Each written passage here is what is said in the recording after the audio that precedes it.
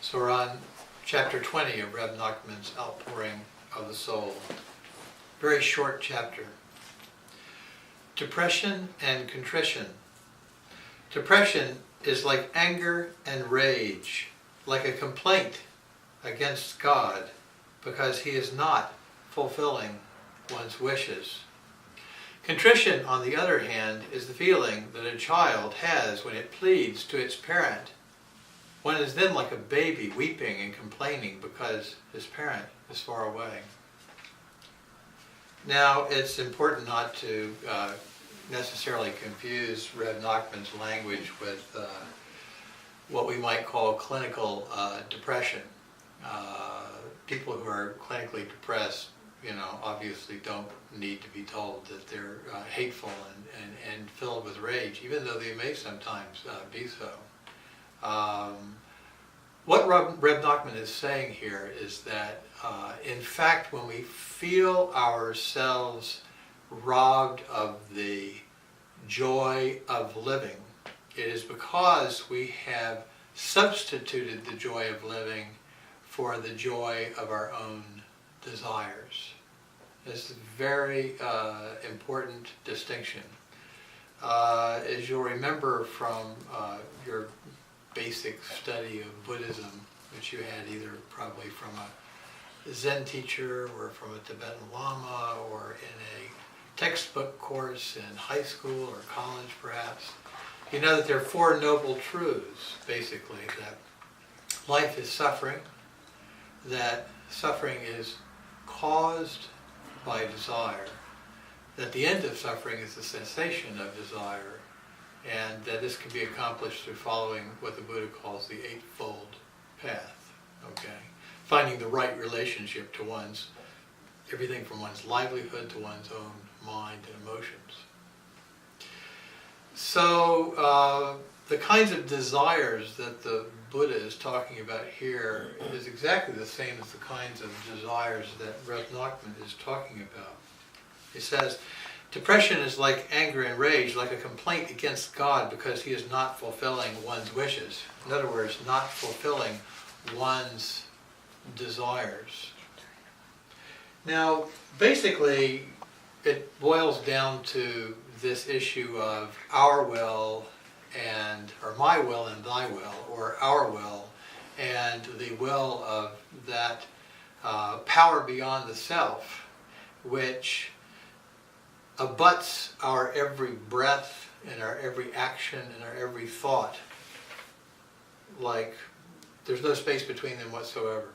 When we take our left hand and our right hand and place them together in this gesture, gasho, kind of a greeting, this is really a way of saying that our own power and that power beyond the self that sustains all life, from which all life originates, which sustains all life, and where all life is headed.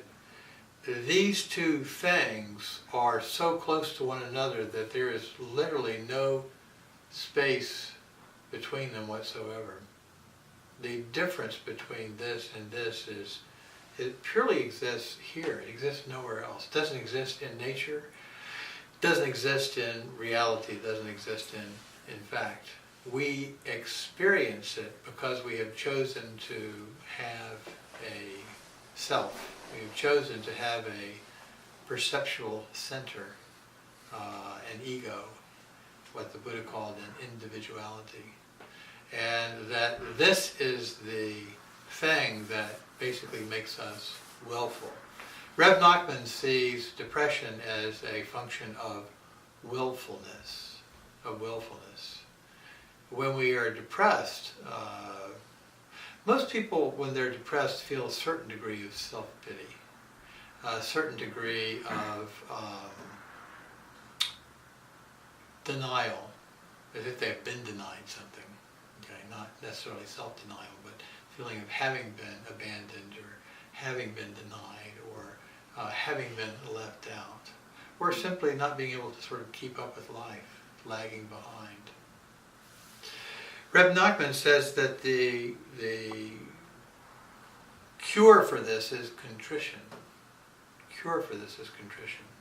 And by contrition, he simply means a willingness, and that's the word, a willingness. A willingness to reunite with this divine will, with this power beyond the self.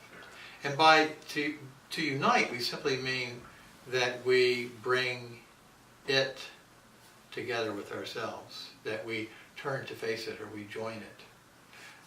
Willingness is the key word, because if we say that we do turn to face nature, we do turn to face God, or we will turn to face God, that we're in danger of that itself becoming an object of will or an object of desire.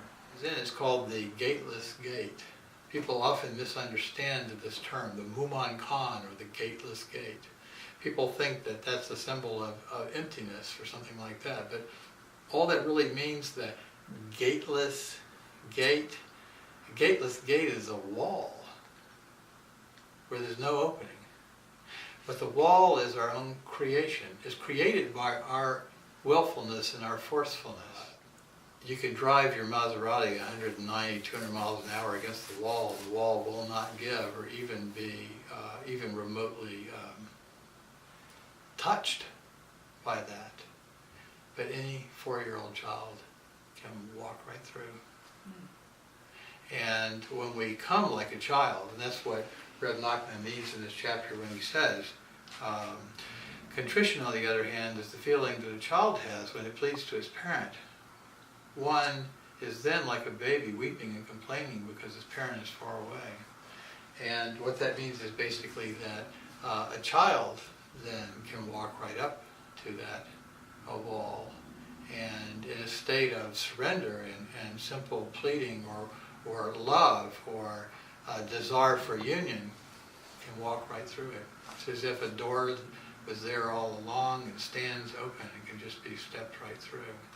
The moment our willfulness and our forcefulness are surrendered, then the wall becomes simply a point of union, which means it is kind of a doorway. And we come together and it's fine.